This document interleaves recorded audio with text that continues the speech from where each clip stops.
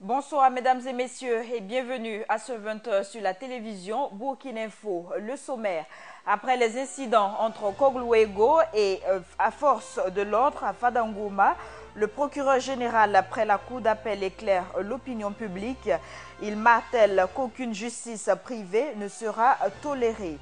Le CSC a lancé une nouvelle campagne d'éducation aux médias. Objectif sensibiliser les populations et les médias à la culture de la paix et de la tolérance en marge des municipales. Un nouveau restaurant universitaire annexe a été inauguré aujourd'hui. L'infrastructure est située sur l'avenue Charles de Gaulle. À l'issue de sa visite au camp de la gendarmerie de Paspanga, le ministre Simon Komporé a réagi à la tension qui a prévalu ce week-end à Fada Ngourma. Le ministre Simon Komporé a appelé à plus de dialogue et de collaboration entre les Kogluego et les forces de l'ordre. Aussi concernant l'incident survenu à Sankinsé, Simon Komporé a invité les populations à laisser les procédures judiciaires suivre leur cours normal. Hassan Nakro, reportage. Il y a eu plus de peur que de mal le 7 mars dernier à Fada suite au risque d'affrontement entre la gendarmerie de la ville et les Kogluego. Du moins, c'est ce que pense le ministre de l'administration territoriale, de la décentralisation et de la sécurité intérieure. Alors, je crois que les gendarmes se sont expliqués, les Kogluego aussi se sont expliqués, mais ce qu'il faut retenir, c'est que contrairement à ce qui a été dit, en tout cas les gendarmes sont là et ils pourront encore repréciser les choses. Celui qui a été appréhendé par les Kogluego n'a pas été relâché, contrairement à ce qui a été dit. Voilà, il est en prison avec les autres qui ont été arrêtés, mais ça, je préfère que ce soit les gendarmes même qui disent là, parce que moi je n'étais pas là-bas. Simon Komporé a alors invité les groupes d'autodéfense à prioriser le dialogue et la collaboration avec les forces de l'ordre. Que toutes les initiatives locales de sécurité sachent qu'elles doivent appuyer les forces régulières qui sont reconnues au niveau de la République comme étant des forces à même d'acter et de poser un certain nombre d'actes. C'est la gendarmerie, c'est la police. Actualité oblige, le ministre est aussi revenu sur l'incident survenu le dimanche 13 mars dernier à la gendarmerie de Sankinsé. Ce qui s'est passé à Sankinsé, c'est quelqu'un qui a été arrêté par la gendarmerie qui aurait commis donc, des crimes, je dis bien qui aurait commis des crimes, et qui a été arrêté et amené au niveau de la brigade là-bas. Et la population s'est insurgée et est venue et a saccagé, a pris en possession donc, du présumé. Je crois qu'il a perdu la vie à ce niveau-là. En vue de faire face à ces différents problèmes, le ministre entend renforcer le dispositif sécuritaire au niveau des frontières et demande à la population de faire preuve de compréhension à l'égard des forces de l'ordre et de sécurité. L'entrée en politique de l'armée burkinabé remonte à plusieurs décennies. Le colonel à la retraite, Lonachal Ouattara, réagit sur cette question de la politisation des forces de défense. Il s'insurge contre l'élévation du lieutenant-colonel Yacouba Isaac Zida au rang de général de division. Gaël Rodrigue nous en dit plus. L'éloignement de l'armée de la pratique politique n'aura duré pour l'armée burkinabé que quelques 6 années, après quoi elle est entrée en scène en 1966 jusqu'à l'exacerbation du phénomène pendant la Révolution. Les révolutionnaires sont venus démanteler tous nos systèmes. Donc c'est le CSP. Ensuite c'est le CNR qui introduit carrément la révolution la politique dans l'armée. Ça a continué avec le FP, le Front populaire. Ensuite c'est la 4e République. On a la gendarmerie qui était bien équipée pour faire face à ce genre d'intervention, avec son GIGN, bien équipé, a été démantelée au profit des SENEC et des RSP. Une habitude qui va se pérenniser jusqu'à la période de la transition. Vous avez eu des militaires qui se lèvent comme ça. Au petit bonheur qu'ils viennent, ils sont présidents. Ce n'est pas ça. Ce n'est pas comme ça. Il n'y a même pas l'honneur militaire. C'est vaincre sans panache. Et plus grave, on en sort un général de division. Est-ce que c'est la place, la fonction d'un militaire, d'un officier, de venir siéger dans une assemblée nationale? Mais il est professionnel pour défendre notre pays, pour verser son sang pour notre pays. Toute chose qui les éloigne de l'esprit de sacrifice et de la vocation d'un militaire. Le militaire, normalement, il entre à l'armée pour verser son sang pour sa patrie. Mais si cet idéal-là n'existe plus, les gens sont venus maintenant dans l'armée pour pouvoir occuper des postes politiques. Si notre armée doit continuer de cette manière-là, je vous parie que c'est très grave pour l'avenir de notre pays. C'est en effet à l'idée de les rendre plus performantes qu'une commission a été mise en place sous la transition au fin de faire des propositions de réforme des forces de défense et de sécurité. Et je le disais en titre, le procureur général près la cour d'appel Laurent Poda a expliqué ce mardi les événements qui ont conduit à la vindicte populaire à la brigade territoriale de gendarmerie de Saint-Cancé. Il est revenu en détail sur ce qui s'est passé le 13 mars 2016. Une enquête est en cours pour situer les différentes responsabilités. Ibrahim Zongo, reportage.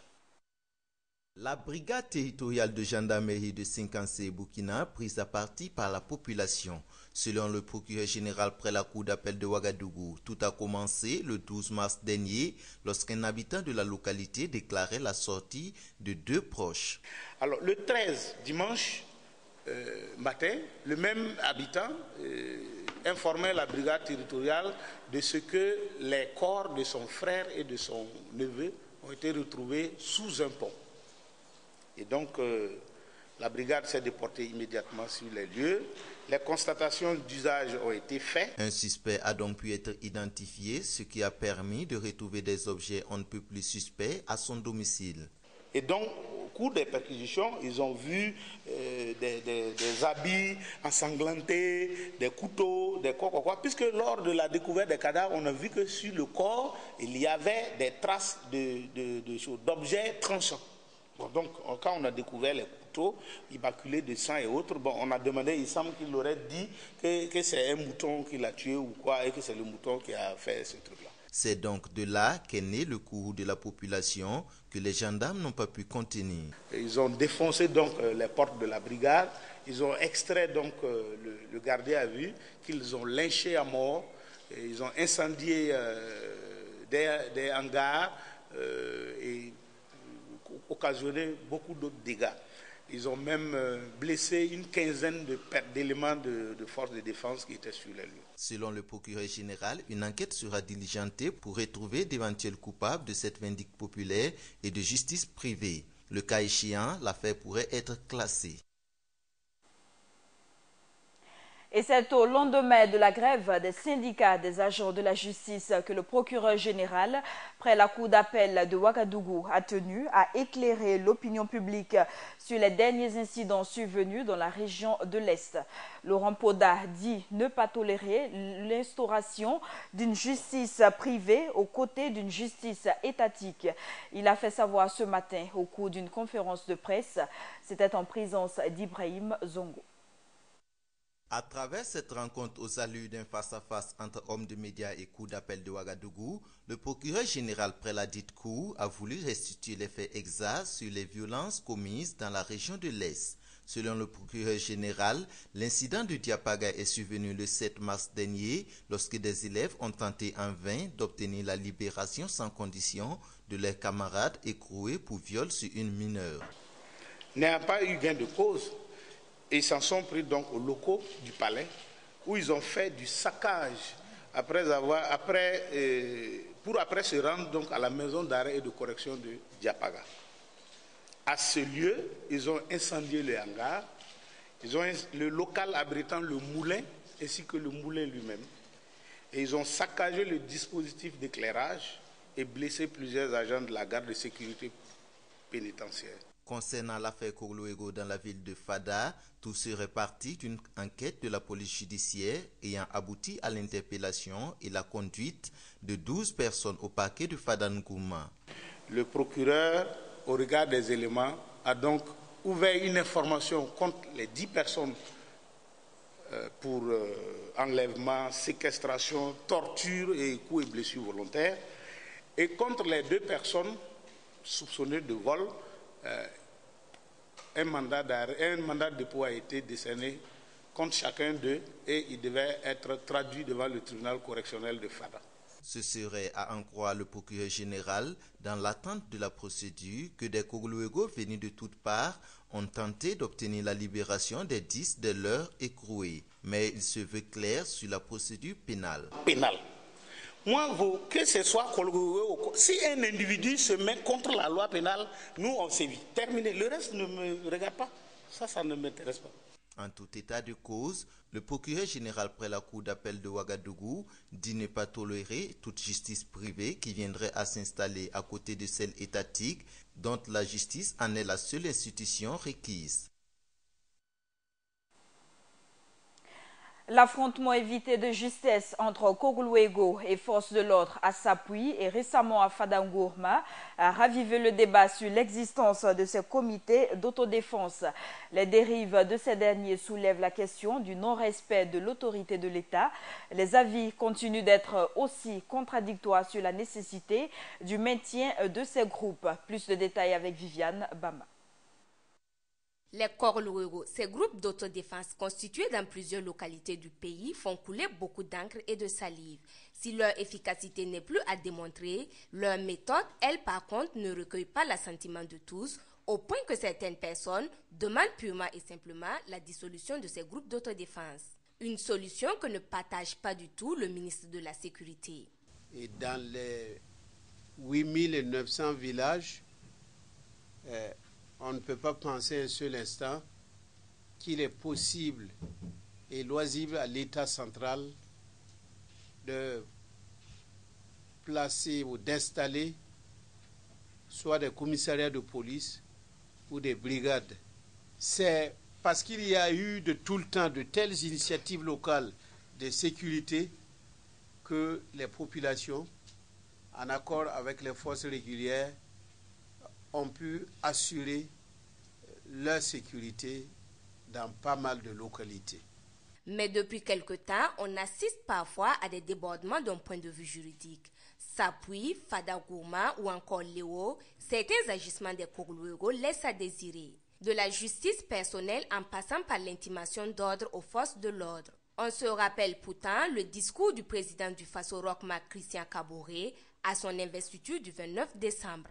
L'incivisme, la remise en cause de l'autorité de l'État et d'une manière générale le non-respect de la loi par les citoyens et les personnes morales doivent cesser immédiatement.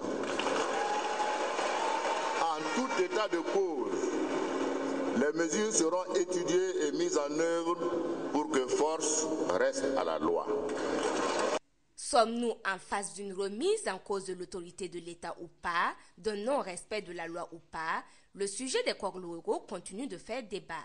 Si recadrage il doit y avoir comme le préconise le ministre de la Sécurité, il est grand temps qu'il ait lieu et qu'il définisse clairement le rôle et les limites à ces groupes d'autodéfense, chose qui ne fera que renforcer la volonté des autorités burkinabées d'assurer la sécurité des biens et des populations. Poursuivons ce journal avec d'autres informations. Pour un renforcement de la démocratie en Afrique, le premier colloque international de droit constitutionnel a débuté hier. Organisé par la Société burkinabé de droit constitutionnel, ce colloque se veut une tribune d'expression citoyenne pour de meilleures propositions. Doumadie Guel Rodrigue. Alternance politique en Afrique, défis démocratiques et enjeux constitutionnels. C'est sous ce thème que s'est ouvert à Ouagadougou le premier colloque international de droit constitutionnel. Organisé par la Société burkinabé de droit constitutionnel, cette rencontre tournera autour des réflexions et des discussions sur les procédés d'alternance et ou de permanence de pouvoir. Le but du colloque, c'est de voir que dans les États africains, les peuples ont réclamé l'alternance. Et quelquefois, dans certains États, l'alternance est advenue.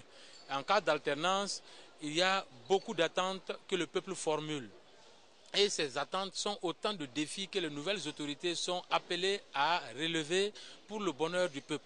Donc, quels sont les défis que les États rencontrent en cas d'alternance? Quelles sont les solutions, les moyens de relever ces défis qui existent d'après l'expérience des États qui ont déjà vécu l'alternance? Ce sont ces problèmes, ces solutions que le colloque a pour objet d'identifier et de mettre à la disposition des États africains en alternance comme le Burkina Faso et qui font face à des défis démocratiques, politiques, économiques, sécuritaires, constitutionnels et autres. Le colloque international de Ouagadougou enregistre la participation d'une cinquantaine de personnalités provenant d'Afrique, d'Europe et d'Amérique. Je vais faire ma communication autour de ce que moi j'ai appelé les bizarreries constitutionnelles comme moyen de refus de l'alternance en Afrique. Et donc, dans ce sujet, il est question pour moi et pour moi pour apporter sur le colloque, c'est de montrer qu'il y a un paradoxe. 90, les États africains ont adopté les constitutions qu'on peut dire libérales, en codifiant ce qu'on peut appeler ici l'alternance automatique. Mais il se trouve que quelques décennies après, ces États ont procédé au reniement des principes qu'ils ont consacrés depuis les années 90. Les conclusions issues des échanges seront consignées dans un ouvrage qui constituera une sorte de manuel de procédure. Il sera mis à la disposition des États et des citoyens et leur servira de guide dans le renforcement de la démocratie et de la bonne gouvernance. Parlons à présent des municipales 2016. Le Conseil supérieur de la communication a procédé ce matin au lancement d'une campagne d'éducation aux médias. À travers le thème médias et participation citoyenne, le CSC compte inviter les médias à la culture de la paix et la tolérance en vue des prochaines élections. Reportage Philippe Ada. Une campagne d'éducation aux médias, c'est la nouvelle donne du Conseil supérieur de la communication. Je déclare officiellement lancée la campagne d'éducation aux médias sur le thème médias et participation citoyenne, entreprise par le Conseil supérieur de la communication dans le cadre des élections municipales du 22 mai 2016. Cette campagne est ainsi lancée ce 15 mars 2016 en prélude aux élections municipales du 22 mai prochain au Burkina Faso vise des objectifs à même de conscientiser les populations et les médias à la culture de la paix et de la tolérance, surtout pendant les jours prochains. Il s'agit pour nous, au niveau du Conseil supérieur de la communication, justement d'aiguiser le sens critique du citoyen qui reçoit un flot d'informations pour participer au mieux, jouer sa partition dans cette société de l'information. Nous comptons, avec cette campagne-là, nous déployer sur l'ensemble du territoire. C'est une campagne qui va concerner tout le monde. Le ministre en charge de la décentralisation, tout en se félicitant de l'initiative du CSC, fonde ici l'espoir que cette campagne prévue pour durer 3 mois puisse faire tache d'huile. L'une des conditions de réussite de la politique de la décentralisation dans notre pays réside essentiellement dans son appropriation sociale. Cette appropriation consiste à faire en sorte que les populations, les partis politiques, les organisations de la société civile s'impliquent activement dans la gestion des affaires locales. Au-delà ou à côté de cette implication de ces acteurs se situe le rôle irremplaçable des médias. Ceux-ci sont appelés à contribuer à la mobilisation citoyenne en vue d'une appropriation de la décentralisation par les populations locales.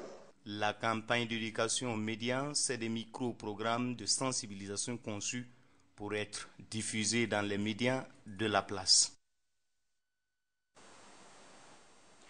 Soucieuse du respect des normes de qualité et de l'enrichissement des aliments, la Ligue des consommateurs du Burkina forme ses leaders provinciaux. Ces derniers seront chargés de contrôler le respect de ces normes. La formation a eu lieu à Bobo-Dioulasso le 12 mars dernier. Josias Dabiré nous en dit plus. En vue de garantir une sécurité alimentaire à tout point de vue au Burkina Faso, l'État burkinabé a adopté des textes rendant obligatoire la fortification de certains aliments de grande consommation. Ces aliments concernent essentiellement l'enrichissement de la farine en fer et en acide folique, l'huile en vitamine A et le sel de cuisine en iode.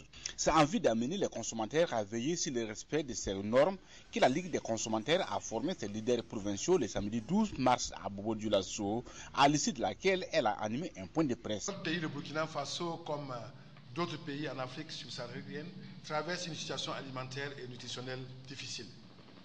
Les carences, surtout en micronutriments, en particulier les carences en fer, en iode, pourquoi pas, et en vitamine A, représentent de nos jours-là un problème de santé publique. Cette situation, selon le communicateur principal, se pose comme un problème de santé publique en ce qu'elle engendre des conséquences graves sur l'homme. On met au monde des enfants avec des malformations, mais en fait c'est dû à l'alimentation que nous avons eue au cours de la procréation et pourquoi pas aussi chez l'homme comme chez la femme.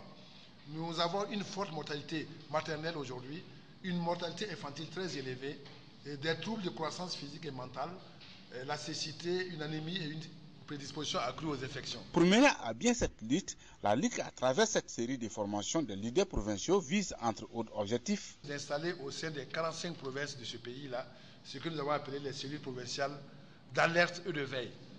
Désormais, la Ligue va mettre des instruments qui l'accompagnent dans son action. On est tout le temps interpellé par les radios, les émissions en direct. Oui, la Ligue, vous êtes là et puis on ne fait rien. Les partenaires ont également rassuré de leur soutien pour un contrôle efficace au niveau des frontières. Il y a un processus de contrôle au niveau des marchés et nous travaillons aussi avec la direction de la protection des végétaux pour ce qu'il y ait le contrôle au niveau des frontières. La Ligue a également fait savoir que cette série de formations constitue le début d'une campagne de communication pour amener les consommateurs à reconnaître et protéger leurs droits fondamentaux. Autre information, fini les longs rangs à l'université, au restaurant universitaire de Ouagadougou. Une nouvelle annexe située sur l'avenue Charles de Gaulle a été inaugurée ce mardi en présence du directeur général du CENU. Opérationnel, ce restaurant a accueilli ses premiers étudiants. C'était en présence de Samba Kassile Traoré. Les étudiants de l'université de Ouagadougou disposent désormais d'un nouveau restaurant universitaire. Un restaurant dont la construction s'inscrit dans la politique d'accompagnement des étudiants par le Centre national des œuvres universitaires. Pour le directeur général du CENU, venu visiter les lieux, ce restaurant est le meilleur de la ville. Notre visite au niveau du restaurant universitaire annexe s'inscrit dans la réception de ce nouveau cadre pour servir le cadre de restaurant pour les étudiants de l'université Ouaga 1 et Ouaga 2. Et vous vous souviendrez que le restaurant central de l'université disposait d'une annexe dans les environs du lycée technique. Et cette annexe qui appartenait naturellement aux prestataires a été mise en travaux de rénovation et à la demande de l'ensemble des parties, aussi bien des associations d'étudiants que de la prestataire. Nous avons insisté pour qu'elle accepte de nous trouver un autre cadre. Les étudiants sortis nombreux pour s'y alimenter saluent la venue de ce restaurant et espèrent que les plats y seront diversifiés. En tout cas, je pense que ce restaurant est la bienvenue, en tout cas, à un bon emplacement, vu que c'est un quartier qui regorge assez d'étudiants, où assez d'étudiants résident. En tout cas, nous trouvons que c'est très bien, compte tenu que l'autre annexe, en tout cas, qui ne reflétait pas une bonne image, dont les conditions sanitaires n'étaient pas, en tout cas, au rendez-vous. En tout cas, nous pensons que ce restaurant est bienvenu. Le nouveau restaurant ici, c'est un restaurant de taille par rapport aux autres restaurants où on était obligé de faire face à des débris alimentaires. Le restaurant ici, c'est un restaurant où nous sommes un peu à l'aise. Il faudrait mieux faire encore pour améliorer la qualité des plats. Entre autres, la diversité et aussi la quantité. Le directeur général du CENU suggère aux étudiants d'éviter de réceptionner la nourriture au sein du restaurant universitaire avec le sachet plastique, car selon lui, ce n'est pas hygiénique. Et face à la polémique grandissante d'un présumé deal de parcelles impliquant l'ancien Premier ministre Yacouba Isaac Zida, la Société nationale d'aménagement des terrains urbains Sonatur rompt le silence. Selon le service de communication de la Sonatur, le parking en face de la salle de conférence de Ouaga 2000 concernée par cette polémique n'a jamais fait l'objet de vente par sa structure. Il reste un parking et sert par ailleurs de terrain de sport pour les riverains. Et la société est aussi revenue sur l'acquisition par une ancienne autorité d'une parcelle de 7 848 mètres carrés. Clause de confidentialité oblige, l'identité du client n'a pas été dévoilée. Et les infrastructures sportives en milieu universitaire sont en mauvais état. C'est le constat qu'a établi le ministre en charge des Sports après avoir visité ce matin ceux de l'université Joseph Kizerbo et de Ouaga 2. Le ministre Tahirou Bangré s'est engagé à redonner un nouveau visage à ces infrastructures dans les plus brefs délais. Hassan Nakro nous en dit plus. Pour mieux s'imprégner des réalités de l'état des infrastructures sportives en milieu universitaire, le ministre des Sports et Loisirs, Tahirou Bangré, a effectué une visite dans les différents terrains sportifs de l'université Joseph Kizerbo et de Ouaga 2. Une visite qui a permis au ministre de toucher du doigt l'état des terrains sportifs. C'est pas marrant, c'est pas facile. On a vu des infrastructures en souffrance et on sent qu'il y a des choses à faire ici, que les étudiants attendent. Je l'ai souvent dit, nos écoles et nos universités regorgent de talents, des gens ambitieux qui ont envie de faire leur sport. Mais souvent, quand le cadre d'expression n'existe pas, ça pose un problème. Un problème que le ministre a pris des engagements pour résoudre dans les plus brefs délais. Et vraiment, le gouvernement est prêt à mettre le paquet et je pense que je ferai le maximum donc, pour qu'il y ait ces infrastructures-là. Et d'ici là, bon, vous pouvez m'interpeller si ça n'a pas été fait. Je pense que tous les ministères, ils sont derrière moi, ils sont à côté. On sera mobilisés donc pour réaliser donc ces infrastructures, donc avec aussi le CENU qui est là. Donc on va faire du beau travail pour les étudiants qui le méritent, ça je le dis. Un engagement collectif que le directeur du CENU dit partager afin de réussir cette mission de réalisation de ces infrastructures. Alors merci, je pense qu'il faut relativiser. Le ministre vient de vous dire qu'il s'agit d'un projet collectif, ce qui veut dire que l'ensemble des parties prenantes doivent s'engager et travailler ensemble pour qu'on puisse améliorer les conditions de réalisation de sport et de compétition à l'université.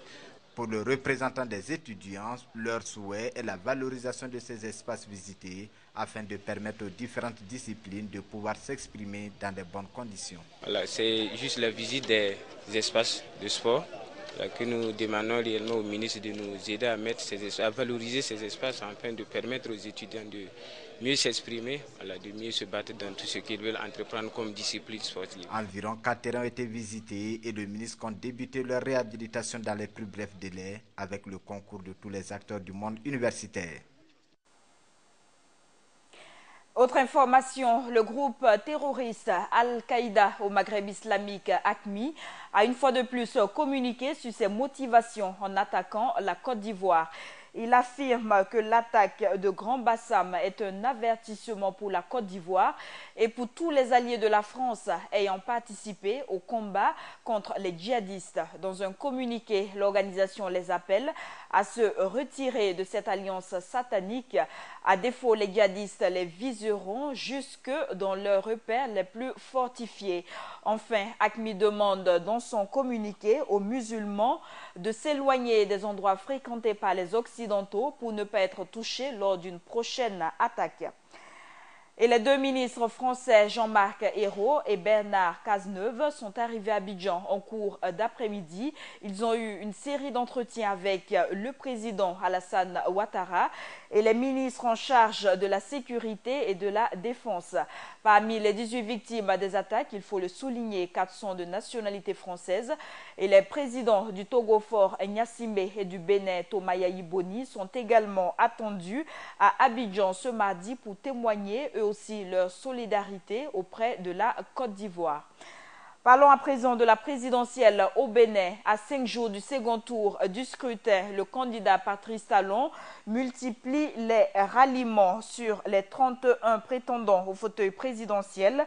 24 d'entre eux ont annoncé leur soutien à l'homme d'affaires. Parmi ces dernières figures, notamment plusieurs anciens proches du président sortant Thomas Yayi Boni.